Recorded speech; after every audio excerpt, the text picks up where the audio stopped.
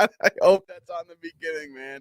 That belch was legendary, and I Oh, hope it actually, you heard it? That's I amazing. was on. I hit live broadcast, and then I heard like, and then I hit the thing.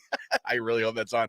Welcome everybody to another episode of the Chop Sports Daily, coming to you live from Man Attic and basement and wherever we are at this point. We will be back in studio hopefully by Thursday is what we're thinking is the best bet.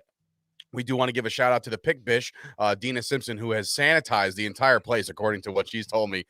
She's scrubbing all over the place. Yeah, she's back. We're not completely shut Yeah, down no, we over at didn't shut Chop down the Studios. office. We just did our thing, and We closed the studio and we're staying home in lieu of family. Yes, in lieu. Yes. We'll do it that way. But yes, it is a big jam-packed show today. There's a lot to talk about. First and foremost, before we get into all of our banter and everything like that, we have an announcement to make as a company. Chop Sports officially now on Patreon, folks. What is Patreon? To all you old dinosaurs out there, Patreon is a way to support Chop Sports while also getting something in return. Meaning, we have 3 tiers, and Gooch, I'm going to throw it to you because again, you know a little bit more about it. You set it up. It's all ready to rock and roll, and this is a way for all of you loyal listeners out there who have been sticking with us from Jump Street. Patreon is now a thing, and we expect you guys to just give us all your money, right, Gooch? Yeah, no, it's not much. And honestly, there's 3 tiers. We have the lottery pick, the playoff team, and the dynasty tier. Quick question. You could see me still, right? Because I changed my page. All right. No, I got you. The first tier is $3 a month, and it's just general support. It's letting us know that you're there and you're helping us out and you're watching what Chop Sports is doing. It's just $3 a month. You get nothing in return. No, you guys get our friendship and our loyal, I guess, support back, if you want to call it that. And then for the playoff team tier, it's just $5 a month. And all members will receive a behind-the-scenes pass at Chop Studios, which some of you guys have already gotten that for free. So if you want to, make good on our offer, then go send $5 to our Patreon per month, and you could come by again, honestly. So you also get a discount code for 10% off all Chop Sports orders for the duration of your membership. Also got jacked up. There's a bunch of new items. We're going to launch those. We started with the OG hoodie last night. Our girl Amber hooking it up on social media, making sure that everything's good to go over there. But yeah, a lot of new merchandise coming your way. So that's a big thing. And obviously the Dynasty. The Dynasty, it's not much more. It's just $10 a month. We're not charging an arm and a leg here, but it's $10 a month. And with this one, you receive a $25 gift card to the Chop Sports shop. You also receive 10% off all Chop Sports orders for the duration of your membership. And then you'll also receive an all-access VIP membership to all of our Chop Sports events that comes with free food, free drink tickets, and things like that. So be on the lookout. And also you receive every single benefit that the previous 2 tiers receive, which is nothing, and then an all-access pass to Chop Studios. So if you want to start a dynasty with Chop Sports, this is the dynasty way to do it. $10 a month gets you all access, VIP, Chop Sports stuff. Listen, I know you're probably like, well, really? I mean, is it anything? Yeah, man. It's also support. Okay. That's what Patreon is. And honestly, we're nothing without our supporters up to this point. You guys all know that what separates us, I think, is our communication and our interactiveness. Yeah. Is that even a word? Interactiveness? Our interaction with our fan base and during our live show. So you guys get involved in the chat and we kind of bring it up. And I think it's a fun time. Everybody that watches us looks forward to 11 a.m. So if you're out there and you keep watching, if you're new to this show, go hit the subscribe button and like the video, and 11 a.m. every day. So 11 o'clock in the morning, no fail. Like, look, we're home, we're set up, we're here. My video could be a little choppy. Gooch is set up good over there. I literally have to tell my daughter, like, no Coco Melon from 11 to 12 because you're using a lot of bandwidth over there on the internet. So we're not going to use that on YouTube. But anyway, so that's a true thing. Comfortability and what is that? Comfortability. Yep. Interactiveness. Comfortability and interactiveness. Sure. I went to school for this. All right, cool. So anyway, Gooch, did you, well, you know what? Before I get into last night's game, I do want to bring up some relatively breaking news. It is, in fact, bowl season, right? I mean, Gooch, it kind of already was. Yeah, it was bowl season, but these are the bowl games that actually matter. Not that the other ones didn't, because I'm not taking anything away from those schools, but Now it's no. There was some ranked teams in those games, and Were there? obviously, yeah, there was definitely some top 25 teams that played already. But what I'm getting at is after the holidays is when bowl season officially kicks off. To me, now we got like 4 or 5 games a day over the next 5 days until we finally get Friday. I believe the college football playoff is Friday, correct? That's New Year's Eve. Yep. Yeah, so we get that, and then followed by the following week. I guess it's the last game of college football. But yeah, college football season is wrapping up, and now is when we get to see all the good teams battle it out, and all the good teams and Rutgers, of course. Well, yeah. I mean, that was a big news. We had Tverdoff in studio last week, and we're like, yeah, I kept calling him like former defensive end, former, and I literally hit him up today, and I was like, yo, so much for former. I was like, he's like, let's go, and I'm like, dude, this is great. I'm so glad that Rutgers got to replace a team to get, and then now they're going bowling. So it's good for the. Obviously, it's good for the school. It's good for the program if they get out there and get themselves a win. Yeah, I think we should have. I want to talk to Tverdoff a little bit about the process. I was doing Jimmy's show, and we were talking about obviously the Rutgers bowl game and his thoughts on it, and we just weren't sure because I know Tverdoff had hired an agent. I wasn't sure of the process because I know typically if you hire an agent, you lose eligibility. But this is one of those cases where There has to be a loophole. there has to be a loophole for it. With college football been the way it's been the last year and a half or so, you got to imagine that they kind of open the door for Tverdoff and the rest of the guys that declared somehow because he is playing. I mean, in reality, his declaration for the NFL draft was just an Instagram post. You know what I mean? Like, hey, No, but once you hire an agent, that's when it becomes okay. official. You could say whatever you want, but there's actual action taken when you hire an agent. Now you're a pro. So Wow. All right. Well, that's a horse of a different color there, isn't it? But it is bowl season. I know there is a couple games going down tonight or today, have you? And this is really for like the Kyle Kerms of the world, where there's going to be a lot of gambling, a lot of money. We'll get into last night's bets and how we did last night after a brutal Sunday. But today there's the Ticket Smarter Birmingham Bowl with Houston and Auburn, and of course the Auto Zone, Get in the Zone, Auto Zone Liberty Bowl between Mississippi State and Texas Tech. Those are the ones that jump out to me, just because I know the schools and I know their programs are well put together. But I swear to God, more sponsors are coming out of the woodwork for these bowl games, dude. It's like, what's next? What is absolutely next? hopefully the Chop Sports Bowl is next, but we got a ways to go. I was thinking about it. I know it sounds ridiculous. And it sounds ridiculous to say, but look, Barstool Sports was about to have a bowl game. They got canceled due to a COVID outbreak in one of the schools, or something happened where they just had to cancel it. And according to Dave Portnoy, Mr. President himself, Presidente, he went out there and said it was all about money. So, and that's usually what it is. It all breaks down. They lost a lot of money. The sponsors lost a lot of money. That sucks. And then there's people out there, and I put them out on Twitter. If you follow me, I only have my. Oh, I was gonna say my thing isn't up there, but that's only because the bowl season thing's up there. When you can follow me, or just my nameplate's up there now, but it was Twitter, and yeah. I was actually just gonna tell you, I took the Twitter things off. I think it looked tacky. Totally fine. Dave at Dave Starcho. Anyway, there was a guy on Twitter. I don't know who he is. He's got like 12,000 followers, so he does have a presence in the world of media. But he's just a big anti Barstool Sports guy, right? So he said that this is poetic, that COVID is canceling their bowl game. It's almost like you couldn't write a better comedy. So then I'm thinking to myself, well, wait a minute. Like, are you rooting for like kids to get COVID, for things to get canceled because you don't like Barstool Sports? Like, get off your high horse, man. And then the internet is officially undefeated, bro. Undefeated. There is nothing you can get away with anymore. He wrote some kind of derogatory racial slur back in 2010, and people were bringing it up. And I was like, oh, cool. I'll share. Like, screw this guy. Yeah, that guy's a douchebag, clearly. Unbelievable.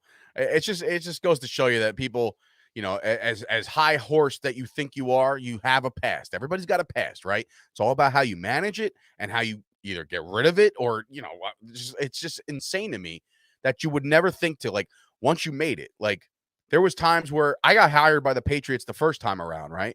And I was like, oh man, I gotta clean up everything. I can't curse on social media. Like, the Patriots are following me now, blah, blah, blah. You watch that stuff. And then I went through my timeline. I'm like, okay, I gotta get rid of this MF this guy and MF that guy. You know what I mean? Like, you just clean your stuff up. Don't be an idiot. That's all I'm saying. Don't be an idiot. But in any event, there was actual professional football, if you want to call it that happened last night between the Dolphins and the Saints. The reason why I say that is because this game was abysmal from the start. Obviously, the standings are now updated. I am now down 2 games instead of 4. I picked up 2. I could have had 3, but I decided to go with the Saints because I thought Ian Book would have managed this game a little better. But this kid was shooketh the entire time. Bro, there was even at one point where my brother texted me during the game. I'm like, wait a minute. It looked like Ian Book had thrown the pick 6. He gone onto the sidelines. His helmet was off. He's doing this. You know how they all do this, with the shoulder pads, tugging down his shoulder pads. And it's almost as if he's like, oh shit, I gotta go back in. Like he had no idea. He was so defeated off the rip, dude. Off the rip. I mean, you saw it.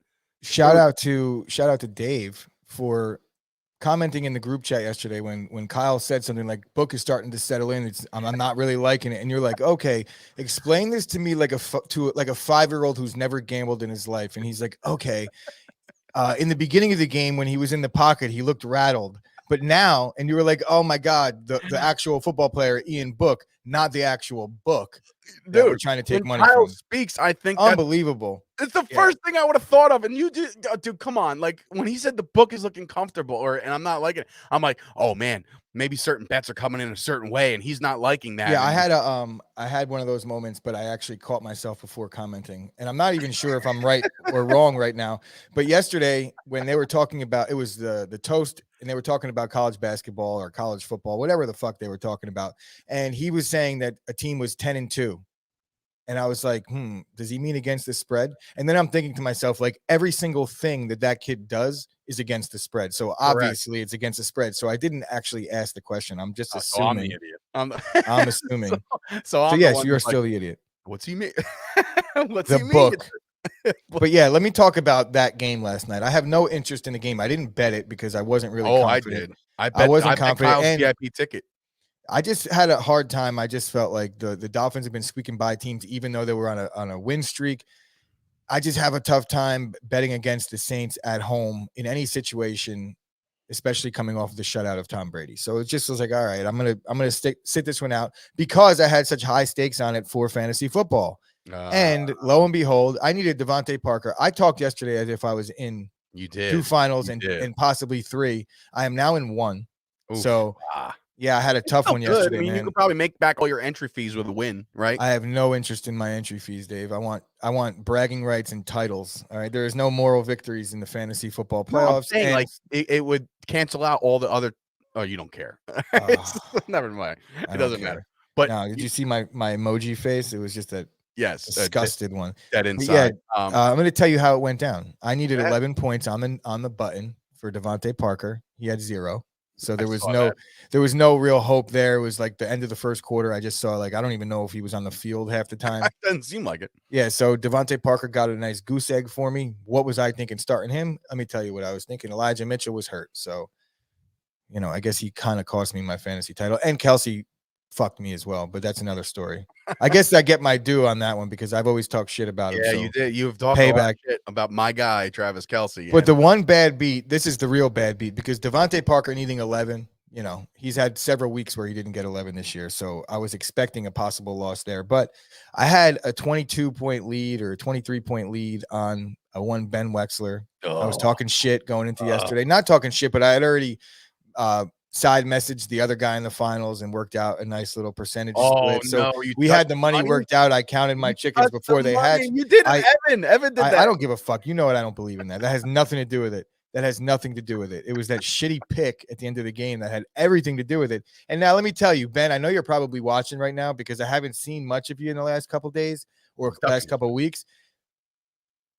I got a text message as soon as the play happens. I'm like, bro, you know better. That's all I'm going to say. I'm not going to get into the details, but Ben, come on. Can I get into the details? No, we're just going to leave it at that. I haven't heard from you in a month, Ben. Right. I can't believe you go ghost town for a couple weeks and all of a sudden you win the fantasy championship, and within the defense isn't even done celebrating in the end zone yet, and you're sending text over to Gooch. That's great. Danny in his league had already clinched. He beat Jen Jones handedly, right? But he made his son pick out of a hat out of 3 flex options, and Devontae Parker was what he picked, and he was going to roll it. I said, you roll with that. He picked it, you roll with that, because he was literally torn between like Beckham, him, and of course, yes, Beckham scored. In hindsight, great. But he put Parker on, but he already won. I clinched last night. I held on for dear life. I was up 33 over, and he had Jalen Waddle. But since our league is so archaic and it's not PPR, like it made it a lot less stressful than it needed to be. So for the first time in 17 years, me and my brother are head to head in the fantasy football championship, the Ford's Fantasy Football Championship. It's been going forever. My dad, check this out. You want to talk about dominance? My dad is a 5-time champion out of 17 years. Like he So literally he should represents probably 1/3. join the dynasty tier on our Patreon because he is working on a dynasty, ladies and gentlemen. Yeah, and the one consolation I have, and then we could hopefully move off of fantasy football for the rest of the year because I'm done. Is that no, there's my more. brother is the one that beat me with Devontae Parker situation. So at least it's in the family, and I'll get to root on. Well, that's where I was at. Like once I knew my brother was going, I was like, all right, well, at least somebody in the house is going. And this was when I was down 71 points going into Sunday night. And when the Dallas Cowboys decided to light up the scoreboard, I came all the way back, roaring back. This is like my 5th appearance, too. I'm like the Buffalo Bills. I do have one title, though. I had like don't know 30 bad beats this week in betting and in fantasy. So I'm just gonna Kyle's sit out a couple days. ticket hit. I believe there was 5 bets or 6 bets. It was the Dolphins first half, the Dolphins team total, the Saints team total, the Dolphins -3, the Dolphins. I think that's it. The only one that didn't hit was the Dolphins team total. It was 20.5. It hit 20. So that was brutal because they could have scored more and they just decided to shit the bed. Dude, I got a problem with watching Tua. Is it the visual of the lefty or is he just not good? Because like when he's throwing the ball, I have a hard time getting behind this guy. Like I'm not. I just don't. I don't know if it's necessarily the visual because you watched Steve Young, you watched, yeah, but Mike Vick, and there's certain other lefties that have played. had a Brunell, cannon. they looked like they could throw, and it didn't look ugly on the way out. For some reason, Tua it just looks slow and a long delivery, and throws little lollipops. But at the end of the day, he's winning football games. He's got 7 in a row. They were 1-7. They're 8-7. So you got to tip your hat to Tua. The first team in NFL history to ever lose 7 games in a row and then win 7 games in a row. And they're the first team in NFL history that if they make the postseason, they'll do it for the first time. Nobody's ever lost 6 games in a row or no, I'm sorry. It was 6 games under 500 at one point of the season and then made the playoffs. So they'll be the first to do all that. But and then get spanked in the first round. I was just going to say, like, I don't know if Miami's built. Their defense is good. They're ball hawking guys, right? They can pick the ball off. And it was Ian Book, and he stunk. He absolutely – he was so shook the entire time. But I'm looking at the Dolphins as a whole, as their offense. I'm just like, ugh. You know, if Waddle how crazy is it? How crazy is it that there might be 3 AFC East teams in the postseason this year? It is kind of crazy considering, and the lo and behold Jets are sitting there like shaking their fists at the clouds right now, like well, I oughta. But I look at this Dolphin team and I can't get behind them doing anything in the playoffs. Like I don't know why. It's like looking at the Raiders. It's really looking at the whole bottom half of the AFC. They're all jumbled together, and I'm not looking at any of them. Maybe Buffalo as a team, but right now they're in first place in their division, so they're not even really looking at. They'll get some home games in the playoffs if they could win out. Who? But yeah, that Buffalo. Oh yeah. Well, if they win the division, they will get a playoff game at home.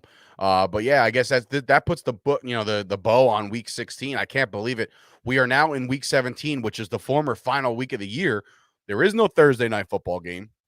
There is no Saturday football. It's strictly Sunday and Monday of this week. A great Monday night game, by the way. It's Pittsburgh and Cleveland. So that'll pretty much write off the season for somebody. Somebody's going to lose that game, and unless the unless the Steelers want to tie a second time, but that game is probably going to be an elimination game. There's a couple of those. We'll get into some more of those discussions. But again, thank you guys for watching this show. We're going to go to break real quick. While on break, listen to the advertisement, obviously, but in the process, like the video, also subscribe to the channel. We're making moves over here, over on YouTube. There's now a Patreon. The link is actually in the description if you want to join and support Chop Sports for what we're trying to do here. Obviously, we have a podcast network with great content creators. We got me and Gooch that are on here every day from 11 to 12 at the least. Sometimes Mondays we go a little later. Sometimes Fridays we go a little longer to be at the NFL. But yeah, if you want to support us, there's also chopsports.shop. There's a bunch of merchandise. I'm wearing one of the hoodies now. There's new hats. There's new beanies. There's new polos. There's new track jackets. There's a bunch of Chop Sports stuff for you guys to get behind the brand and we really appreciate it. So let's take a break. We come back. We'll talk some NFL head coaching opportunities for some certain coordinators that are floating around the league in the last 2 weeks. You know, myself and Gooch are both getting a little older. One of the first things to go is your vision. Thank goodness for our hookup over at Absolute Eyewear in Woodbridge, New Jersey, right on Main Street next to the train station. They have glasses for all ages, all budgets. They have safety glasses, sports glasses. They are a full-service powerhouse offering eye exams and even free lenses for the kids. They work with BCBS, AAA, AARP, giving massive discounts. They're open 5 days a week, closed on Wednesdays and Sundays. Call 732-326-3937 to get your first pair of Ray-Ban, Burberry, Coach, Polo, you name it, they got it. Go see Craig and Johnine right now. All right, welcome back to the show. As Gooch disappeared, there he is. I was just gonna say, he's got to know it's a 40-second spot because he's heard it enough. But thank you again to Absolute Eyewear, who have continued to support us basically our entire year. They were one of our first sponsors. They have relinked and re-upped with us plenty of times over, along with Joe Pizzamenti of Attitude of Gratitude, who is going to be, he's already moved into the office, so we're going to have him on the show. He'll finally break down what exactly the frick he does, because honestly, every time I try to explain it to the world and the masses, I might screw it up or I might leave out a really good key component. So Joe Pizzamenti, Attitude of Gratitude Consulting, thank you guys. And of course, we're coming to you not live from the Flipping Made Easy studio, but those are the guys that do indeed sponsor the studio, flippingmadeeasy.com, for all your flipping house needs and educational purposes. Learn about the business. Look, the market's got to reset itself eventually. I'm really tired of seeing people like, I got $8 trillion from my house, but then I got to buy the next house for 7.5 trillion. You know what I'm saying? Like, it's ridiculous out there. I've already looked into it. I've already tried to move, but it didn't work. But anyway, Gooch, you're settled in. You don't have to look for any houses anytime soon. You got the mansion over there, the official Chop. We're gonna call that the Chop Mansion, just because we know it's in Mattawan. It's in Mattawan. There's legends that actually live at the top of the castle in there. You know, your legend of your mom and your dad, right? So it's like perfect. It's like tier system.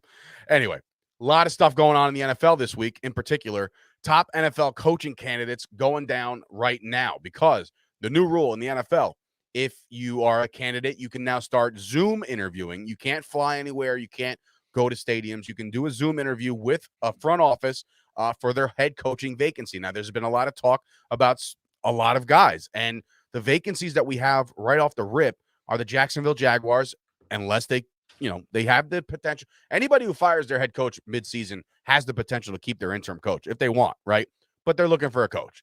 The Jaguars are looking for a coach. The Raiders are potentially looking for a coach, unless Ralph Bisaccia just swoos this team into the playoffs and all of a sudden they're like, you know what? This guy's our guy. Those are the two teams that are actively looking for a head coach right now. Gooch, do you know, before we get into the candidates, do you think any other team this week, because again, you are missing out. We went over the Nagy situation yesterday. Nagy thinks he's coaching through the season. He went on record and said that. He's like, there's no reason for me not to coach the rest of the way. But now this is the new rule.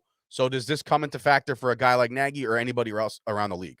No, only guys. I don't even know that there's, I would say the two interim jobs, there could be potential where you could have the front office interview a candidate. I don't know that they're going to do it in the Raiders situation, because they're making a playoff push right now. And I just think that's bad press, because obviously, it's going to leak. It's especially with the Raiders, everything leaks with them. I don't know that it's really in good taste for them to do it. I don't know that the Raiders really have good taste. So I guess we'll find out on that. As far as the Jaguars situation goes, we know that they're a mess.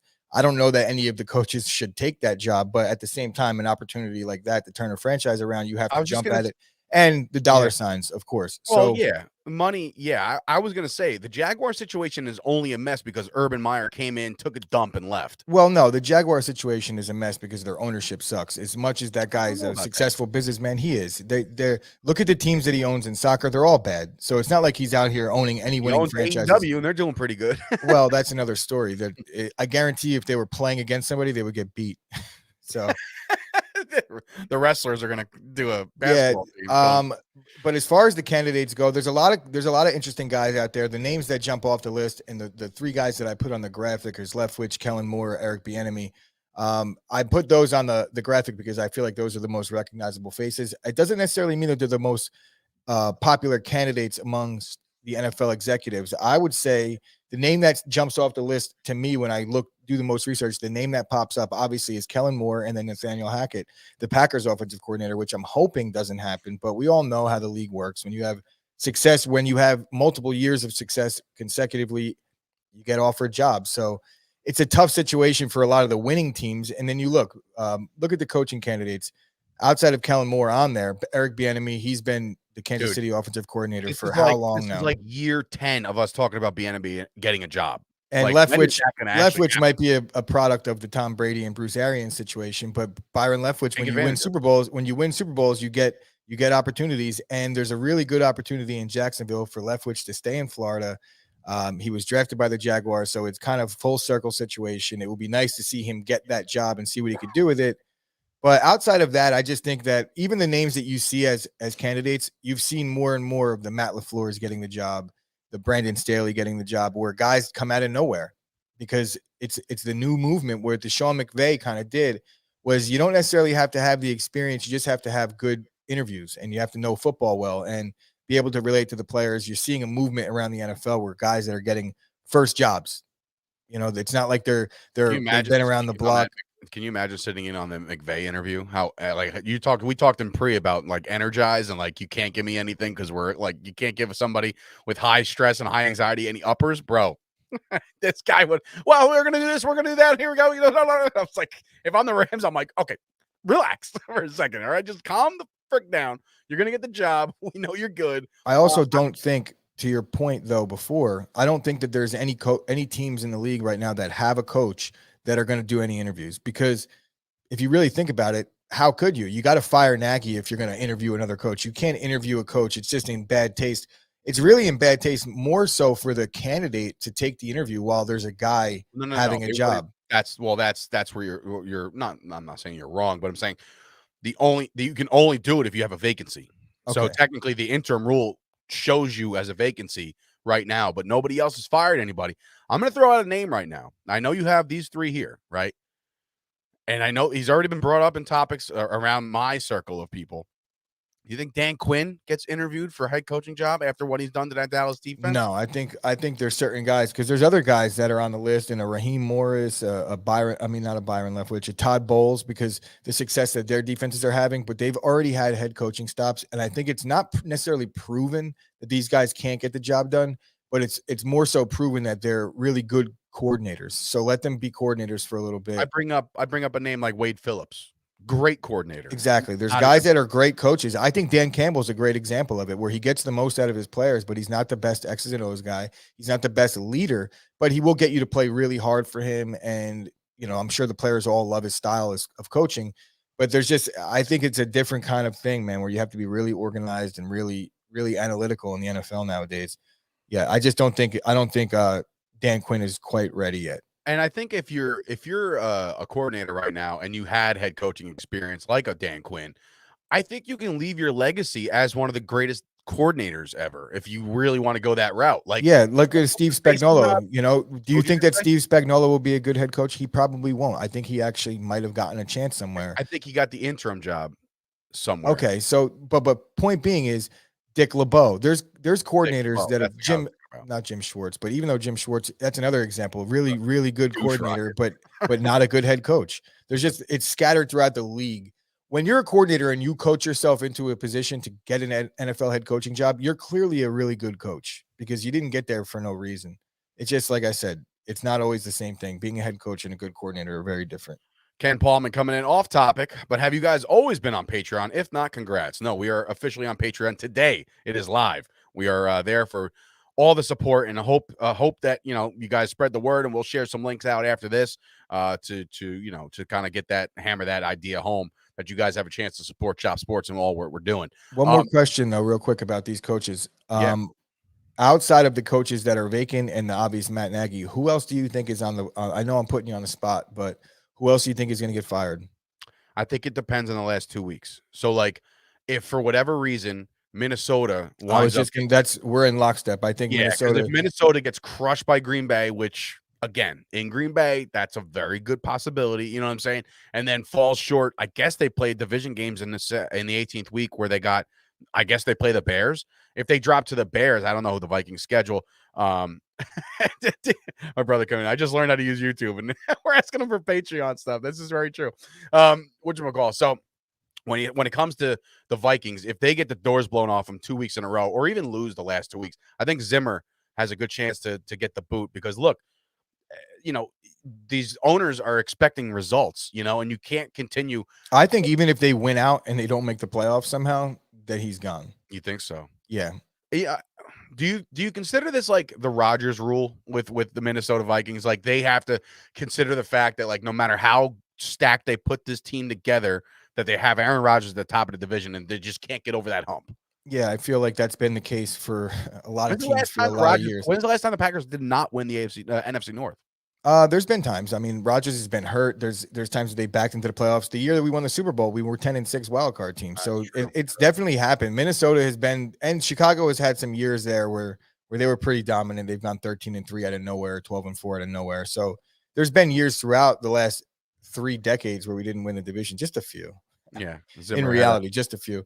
But yeah, I think Zimmer, he's had his chance. Sometimes it's not necessarily that he's a bad head coach. It's just the team needs a new message. Here's a blockbuster maybe to think about because of their hot start, but epic collapse and coaching vacancies open up in college is Kingsbury on his way out. Especially when you heard the interview when he was talking about, he didn't necessarily dismiss the idea of going back to college. He said, we have a job to do now, blah, blah, blah. They were in a good spot, but a little bit of a collapse. I don't think that he's at risk of getting fired because just a month ago, he was in the top 3 for the coach of the year candidates. Right. But I do think that he might get chewed up and spit out by the league and go back to college football, which is probably what he's better at.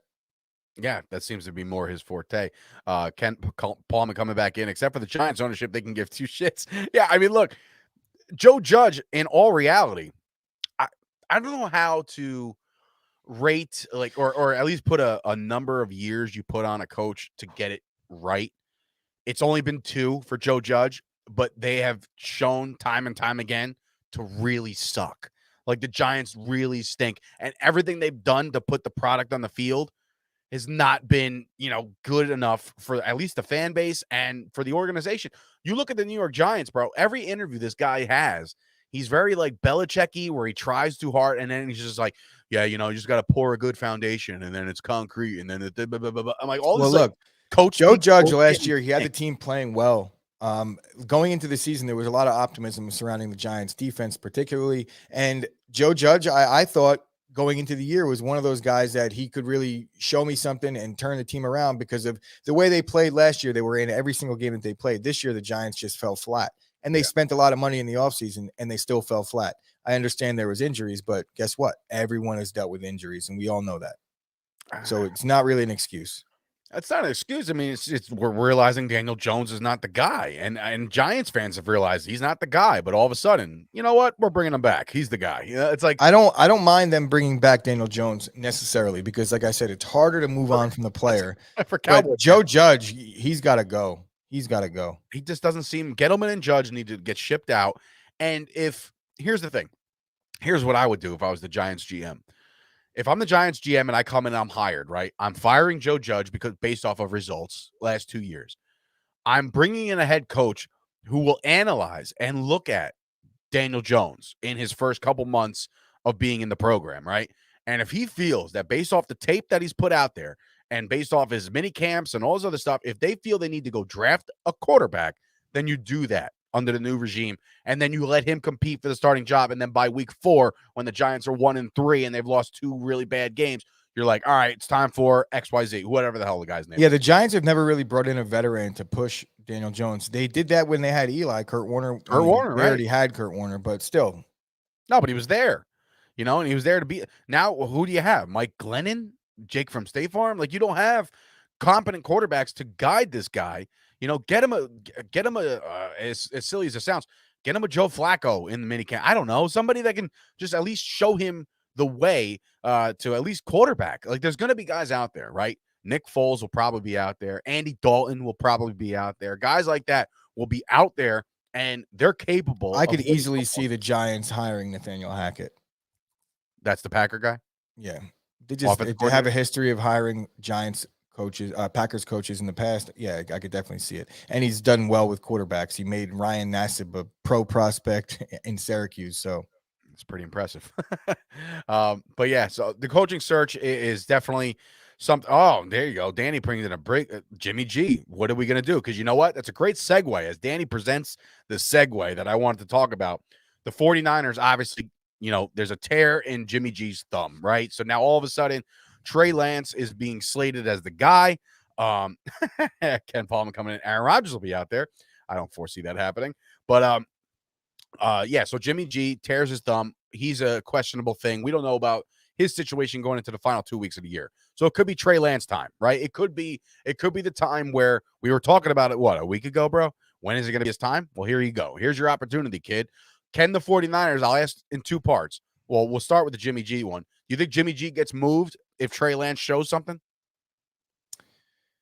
I think there's a chance that Jimmy G gets moved anyway, regardless of his play. I'm not basing it off of one game this past weekend. Obviously, the 49ers looked like shit as a whole. So you give Jimmy G the pass there. He's got a great winning percentage.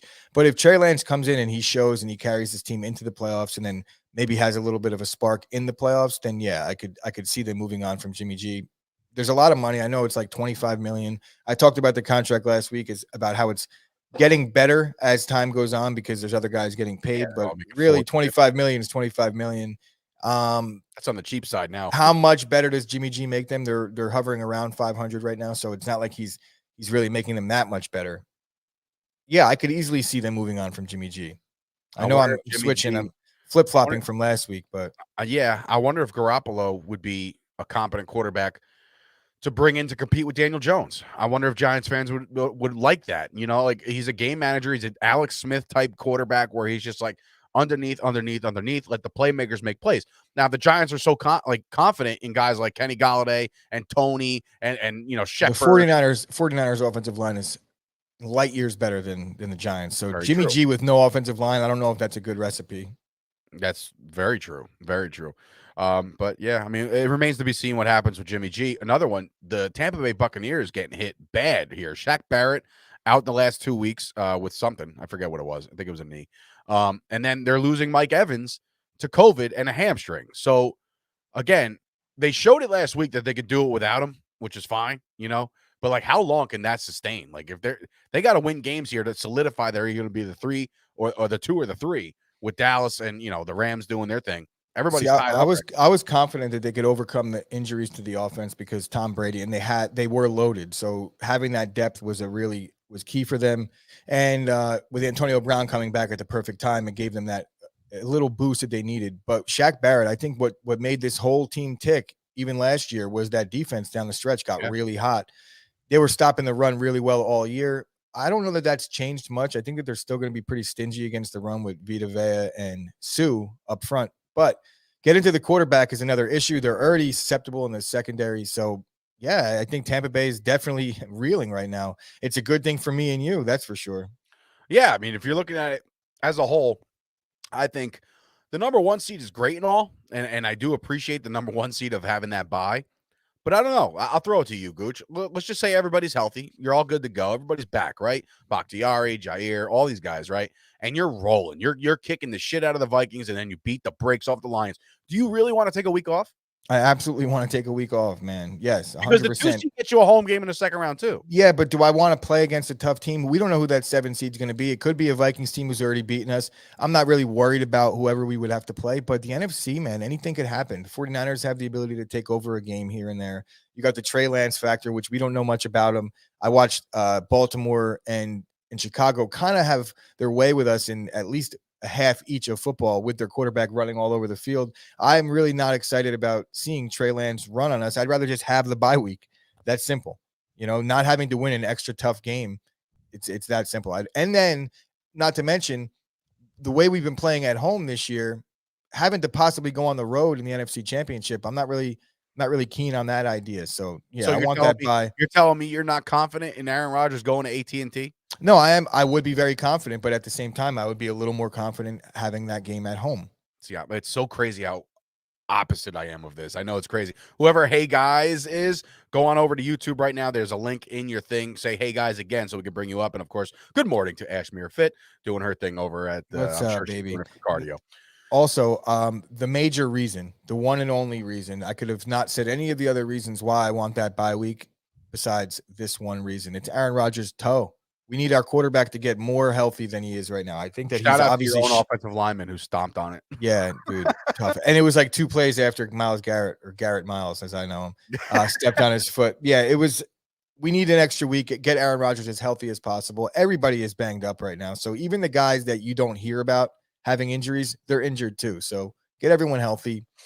We're a well-coached team. I don't think there's an issue coming off of a bye. I think LaFleur's 2-1 coming off of a bye. Really, if you count playoffs, he's 4-1 because he's won the first 2 games after having a bye the last 2 years. So yeah, I mean, I'm okay. I'm more than okay if the Cowboys can wrap up the 2nd seed. I'm like well okay with that because then you're going to get a scrappy 7 seed who just got in there. So are the Cowboys right now? Are they the 2 or the 3? They're the 2. And they have the tiebreaker over Tampa? They have a tiebreaker because it's a 3-way tie. So With the Rams. Oh, the Rams. So that's Yeah, they Rams. snuck in. I was thinking because I was factoring in the Cardinals, and I said, wait, the Cardinals fell off. I wasn't thinking about they're the out of the Rams, play. so. Well, no, they've clinched a playoff spot, but right now they're sitting at 5. But yeah, the Cowboys. If there's a 3-way tie, the Cowboys get it. So that's why I say that if the Packers were to slip up once in the next 2 weeks and the Cowboys went out, the Cowboys would win that. So the Cowboys would actually get. So you're actually now just really solely rooting against the Packers and rooting for the Rams and for the Bucks because you want all these teams to win. If one of those other 2 teams lose, it actually hurts you. You might have the tiebreaker over the Rams still. Who? I would like to look. I would like to look into that to see. Like, obviously, Tampa Bay beat you. So if the Rams lose, I don't know. Then Tampa Bay would have you. We need the Rams to win out. Believe it or not. Yeah, you need the Rams to win out, and you need Tampa to win out technically, or lose out. Yeah, but if Tampa loses, this is my point. This is what I'm getting at. If Tampa loses and now it's a 2-way tie, I know you don't have the tiebreaker with Tampa, but do you know who has the tiebreaker between Dallas and the Rams? I don't know right now. I don't know. I don't think I fully expect Dave at that scenario out right now because fully expect Dave at 12:00 to go check the tiebreaker between the Rams and the Cowboys for sure. Oh yeah, of course. I'll definitely look into that if one of our Patreons over here want to join in and show me who has the tiebreaker. I don't think I know. Yes, Ken Palm and keep rooting for the Rams. Exactly, absolutely. But yeah, look, Cowboys have a good chance to get into the playoffs. They are in the playoffs already, but I'm saying make noise. Scoop, you're completely in my opposite rearview mirror here. Cowboys losing Green Bay in late January, Packers losing Dallas. I honestly think the Cowboys have a better shot to go to Green Bay and win. I don't know why. We've seen the Cowboys on the road. They've done it already this year. They've beaten the Patriots, the Chargers, and I know the Chargers have turned out to be kind of fraudulent, but the Patriots are pretty damn good. And I know, yes, before their winning streak, before everybody attacks me. But I do see the Cowboys on the road doing better. I don't like the fact that Aaron Rodgers would be in a controlled climate on like field turf. Like, just forget it. Like, I'm not with. I know that it'll be a playoff game. There'll be a lot of Dallas fans there, but Dallas seems to do better on road games. They have a better following at road games because their stadium is such an attraction that people want to go watch their team play there. I've been there a handful of times already, and yes, at one point I was like there every year. I would be hard pressed to say that stadium is not good for home field advantage. Like it's not. It's too open. It's like a mall. It's like being at Menlo Park Mall and putting a football field right in the middle of it. You know what I mean? And like the people are just like doing this and this attraction and this little photo booth and this, that, and third. It's like, what are we doing? That's not a football. Like football stadiums to me are Green Bay, are Philadelphia. I'll give those guys credit. They're all animals out there, but they're loud and they're crazy. It's Kansas City, places like that. The Dallas Cowboys did not build themselves a home field advantage unless, and it's funny because I got a guy on YouTube or Twitter also, Jay Tuck. He's been on a couple of my episodes of All About the Star. He had season tickets and he lives in Kansas City. So he flew out there for every home game. He said his section alone, people just sit and they don't say anything. They sit there. And I remember, I think it was me and my brother and my dad went out there a couple years where like Tavon Austin hit into whatchamacallit, hit that big opening play and the place was like shaking. My daddy was like, "Oh, this place is shaking. This is crazy." But that's it. That's like the people behind us were getting mad. Or Giants Yeah, fans. it's one thing in a moment where everyone has something to be excited about. It's another thing on 3rd and 6 when you have to Right. get up for the game. If Yeah. the coach is out there doing the get up, Well, I right? love Matt LaFleur for that. Oh He's the yeah, only no, coach I see in the league getting real animated on the sideline. I love it, and a lot of our players are the same way. Zeke is very animated. He gets on the sidelines, wants people to get up for the defense, but it's just like, oh my god, like get up already! Like you're in a freaking game. Well, it's a good thing you're not going to have to worry about the Dallas Cowboys fans not showing out for their team in the NFC Championship because that game is going to be played in Green Bay, and Scoop is right. All right. About one thing, they will win in Green Bay. I think Ray's coming in, says can't log into YouTube. So what up, Ray? Good morning. Have a seat.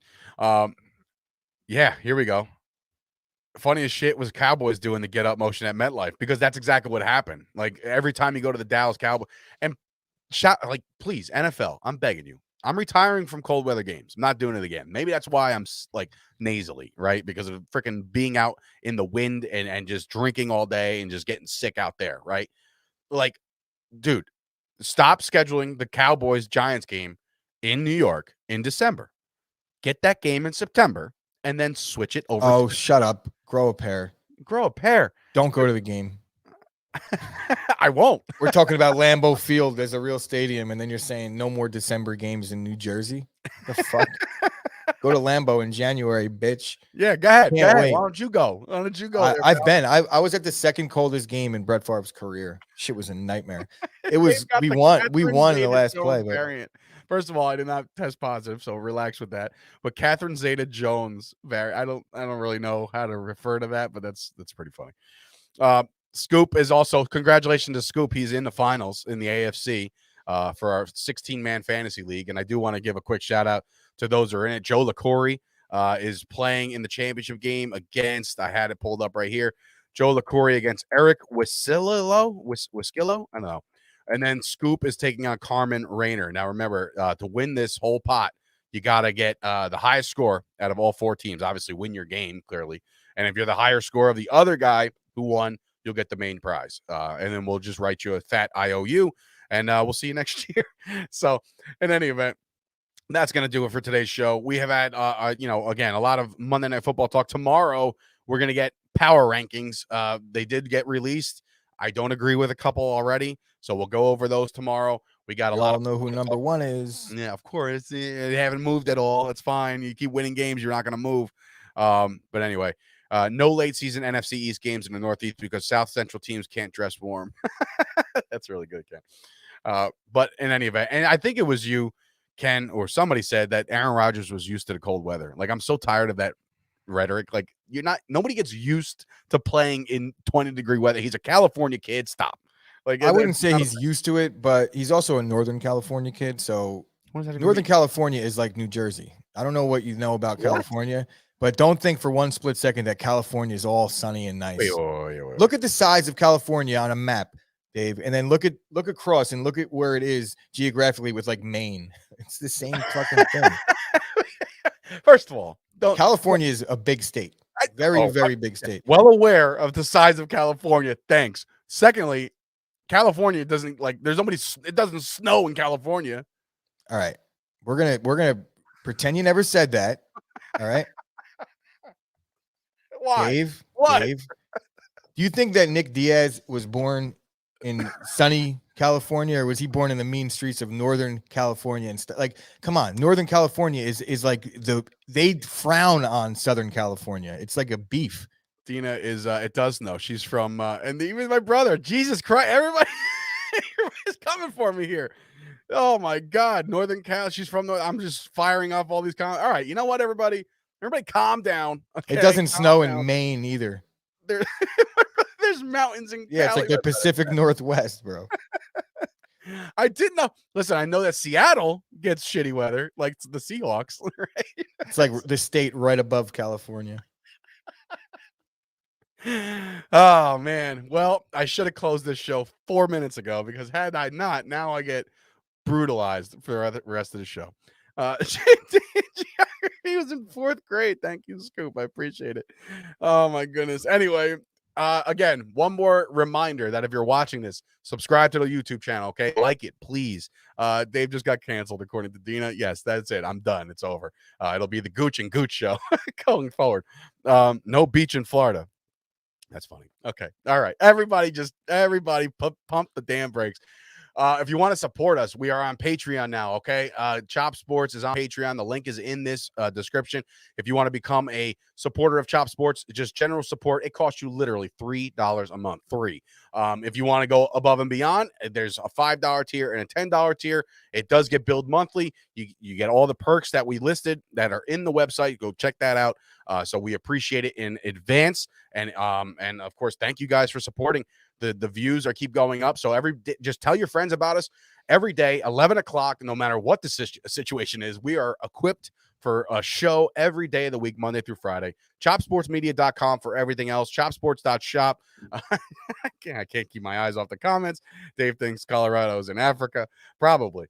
ChopSports.shop for all the new merchandise. Support the brand. Thank you guys for listening. For Sturch and Gooch, this has been another episode of the Chop Sports Daily. I'm going to go open up my geography book, and I'll talk to you guys tomorrow.